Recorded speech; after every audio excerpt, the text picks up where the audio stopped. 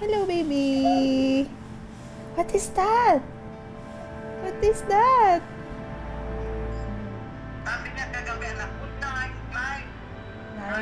I'm a single mother and I have a daughter.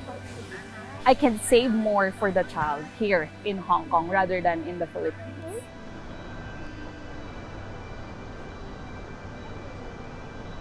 But my employer terminated me. It's really stressful. Yung isa. Yung biscuits. Haki. Akira.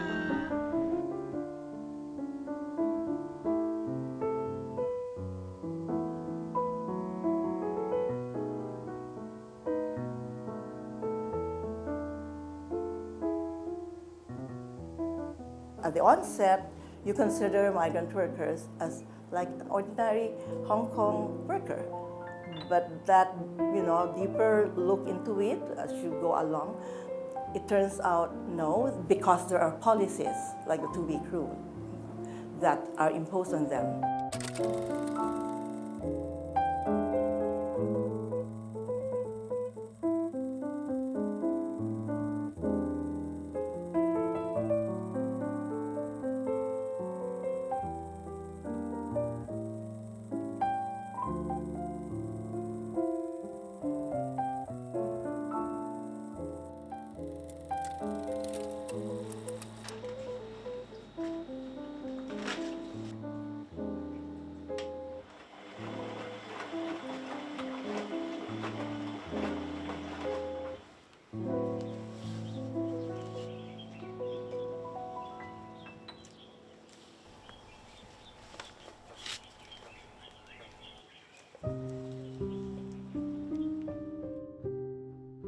A client of ours named Grace recalled her first day in her employer's home when she was allocated the toilet as her private room. During the same night, the employer brought her food and placed it in her allotted toilet room. On that day, the employer tried to justify that the toilet was not frequently used since they had another toilet in the house. Even though the employer informed her that the toilet was not used, the children would frequently use it. Another client sleeps on the floor in a storage room with an installed CCTV directed to the spots where she sleeps, thereby limiting her privacy. Even though the worker complained, the employer did not remove them. Alongside household chores, another client, Lilybeth, was required to take care of the employer's mother. Lilybeth shared a room with the elderly to ensure that the elderly would be attended to whenever needed. Instead of being provided with a normal bed, she was given a thin mattress to use on the floor, placed beside the elderly's bed. Some domestic helpers are sharing the room with an adult of the opposite sex. This is the case with Rachel, a domestic worker who has worked in Hong Kong for a while. After changing her employer, she was required to share her room with 2 male children aged 12 and 10. The room had a bunk bed. She was allocated the top of the bed as her sleeping area. The employer improvised the top bed by putting a tent on top to make it private. Sometimes her male employer would sleep through the night on the lower bed with a child. This is against legal domestic helper accommodation requirements, which shuns domestic helpers from sharing their room with an adult of the opposite sex. Workers can choose to terminate a contract early, but those who do quit are left with only 2 weeks to scramble to find another job before they are forced to leave the city.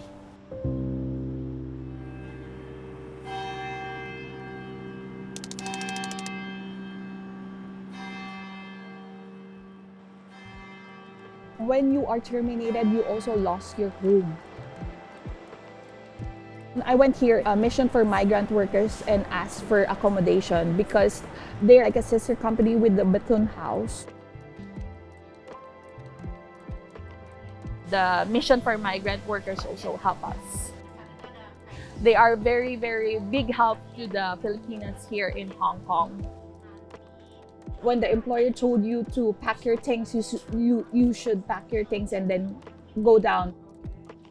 You need to go either in shelters or you need to pay for boarding house.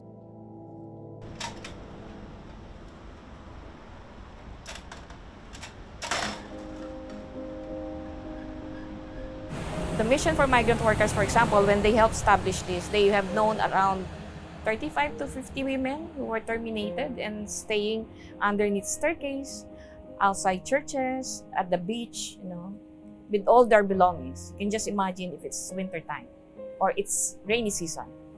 That's the reason why Bethune House was established, because of these women where they don't have a place to go.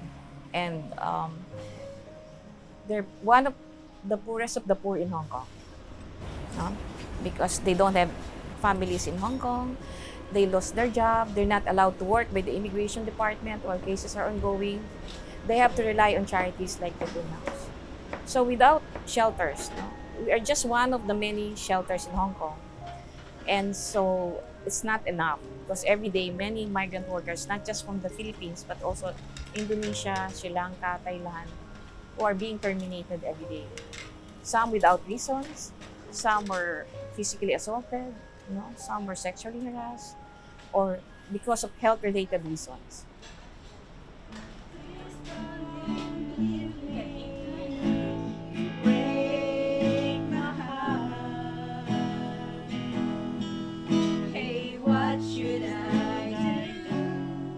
They say that you feel like you're home.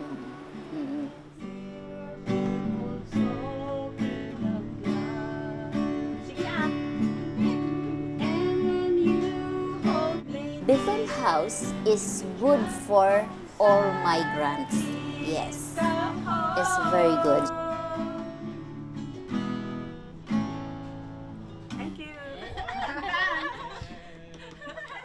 I'm MJ.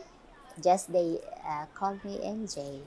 Every day is have a routine. If you are Monday to cleaning the bathroom, in the next day cleaning the living room, the next day is cooking, the next day is for kitchen cleaning. Is have a four days to routine. So I have a first injury, that one, for helping my employer to bring in salon. So that the time I heard the sounds like crack in my spine. So that the time is I cannot stand straight. That my compensation, my employer doesn't want to give. They doesn't admit that my case, my situation is working injury. They say that because of my age. They said I came here in Bethune House. It's because I have a case against to my employer. At the beginning, I asked to the labor if how long, but they said it takes 3 months to 5 months only. On the moment I walk in, saw your lonely face across the road. I stay here in Bethune House around 13 months. And the way it might have been. Why did you So where are we going right now? We're going to the labor department. That's it. We're going to attend our first meeting with my employer, but he's not going to meet me.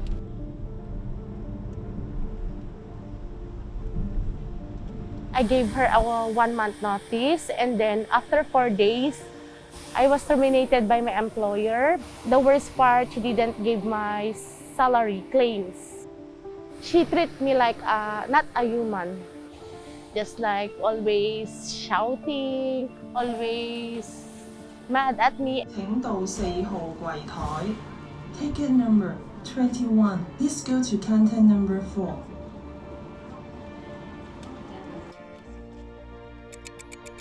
Okay, after finish, I have more time to think about it if it's I'm going to pursue or not?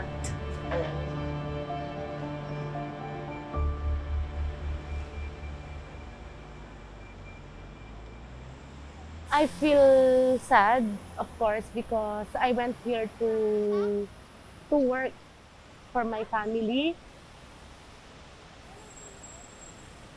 The I'm just praying to Father God to give me strength, and I can give my support to my family because um, also they need me and they need money to feed.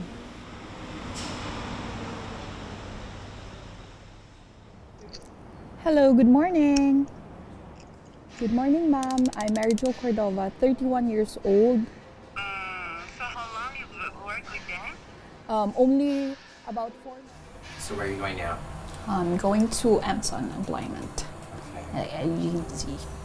And what do you do here? Normally, how often do you have to come? I'll do it every day to go to agency to find a new employer.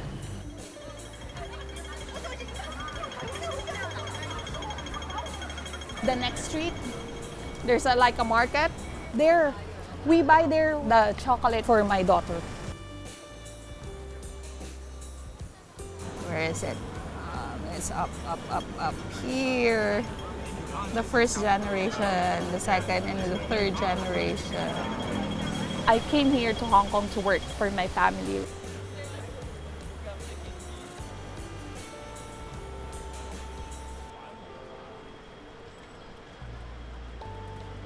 Worldwide is like for Filipinos.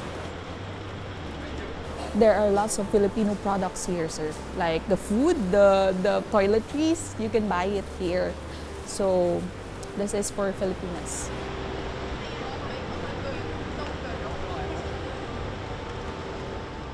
The minimum I send in the Philippines is 5,000 Hong Kong dollars. In my mind, I need to do this for my child and for my mother in the Philippines. So I'm trying to convince myself, oh, you can do this, because the days are fast.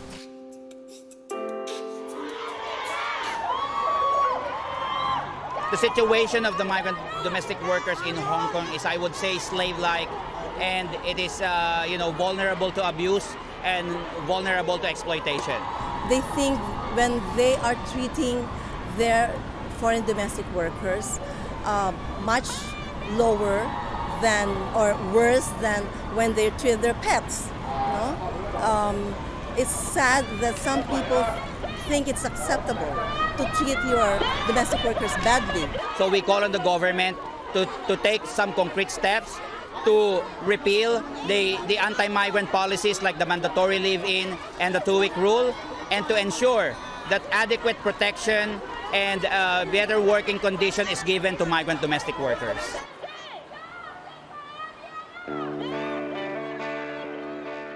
When you look at migrant worker rights, I start with the Vallejos case.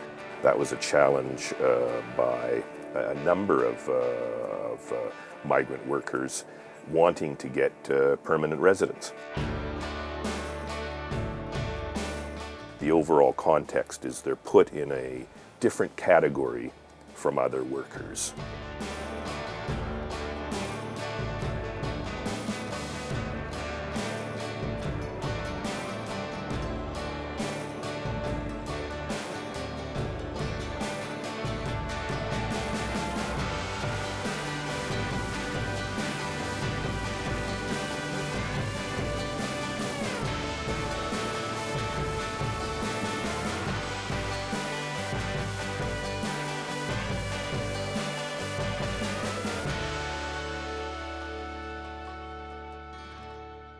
We had an expert look at a survey done by the government that said that, oh, well, if we had won immediately, there would be a doomsday of 500,000 migrant workers immediately being able to live here. It was based on misinformation, and the extrapolations were incorrect. But unfortunately, it got into the media, and they kept repeating it.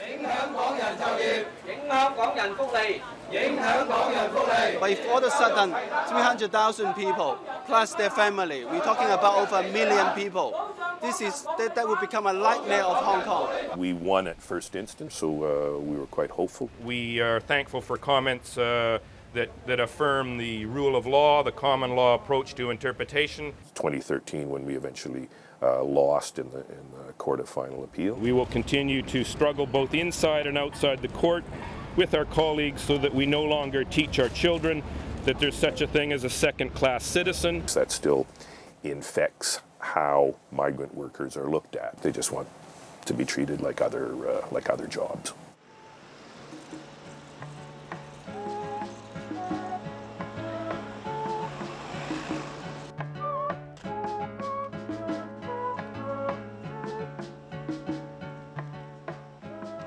I grew up in South Horizon, so we would walk around the entire South Horizon, you know, counting, like, all the blocks are numbered, right? So we would go from 1, 2, 3, 4, 5, and we'll walk the entire, make this whole circle. And I could only access these memories like verbally from my parents or visually through photos, but I know that I had a happy childhood and a fairly stable childhood because of it.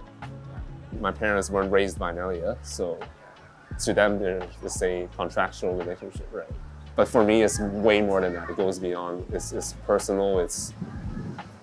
Yeah, she was basically another mother to me. Nelia has a son of her own, and I guess that was a tough period for her. Her son was in his teenage years. I feel so weird because I felt like I was taking away his mother. She has this entire life that I have no idea or I have no way of accessing. From him, I realized that I was very lucky. Right, thank you very much, everyone. We can regroup here at 2 p.m. the latest. I would do stuff for my maternal mother, but I've never done anything for my helper, and that just doesn't really sit right for me. These people have come a long way to be away from their families, and the least I could do personally, having benefited so much, is to, you know, help in any way I can. So for today, we're going to an outreach for help. We're going to meet different migrant and domestic workers to give some knowledge and awareness about their rights.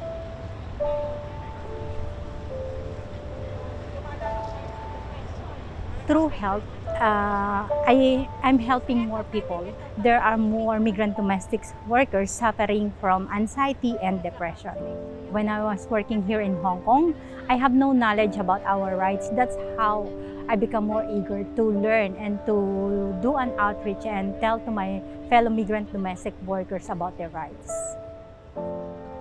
We have a lot of struggles in our life, but they're only looking for someone to listen. I met one girl here. I heard that she's talking about her employer because in her employer's house, there's not enough food. So she's suffering for working hard. There's a lot of loads of work, but not enough food. Us as an organization, because we provide comprehensive support, we see migrant domestic workers in a wide range of situations. I think one of the things that we see across the board is that many migrant domestic workers are not told about their rights and their responsibilities. They only realize that gap in knowledge once they have already fallen into trouble and realize that, hey, something is really not right. And what we saw was domestic workers who had really gone through their own challenges and gone through, crisis situations, who were stepping up, and they became that extra arm that was going to them, giving them calls, checking up on them, making sure that they were well and mentally sound and happy, things like that. What we saw was this power of community that was so much more than any non-profit, any government institution could actually achieve. The reality is investing in migrant domestic workers is investing in Hong Kong. They're raising Hong Kong's future generations. May mga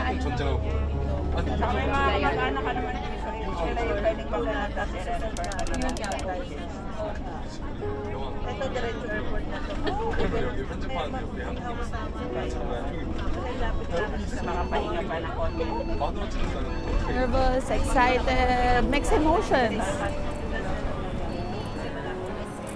My daughter.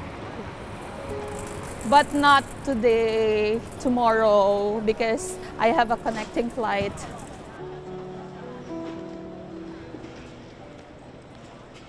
Bit sad because I didn't get a new employee before I go home. If you were to explain this process to someone who is also a domestic worker, what advice would you have? For the process, I think don't push yourself too hard on that 14 days. If you don't have the new employer, it's okay. We can process in the Philippines also. And then some of the agencies, if you have applied, they will follow up you. You can do the WhatsApp or the Zoom interview in the Philippines, and then you will process it. You will be back here after 2.5 months or 3 months. Just think positive about you can get a new employer, a good new employee. What's your plan when you get back to the Philippines? I will take care of my daughter first. Enjoy the days that I have, because I'm still looking for a new employer. I'll just try one more time.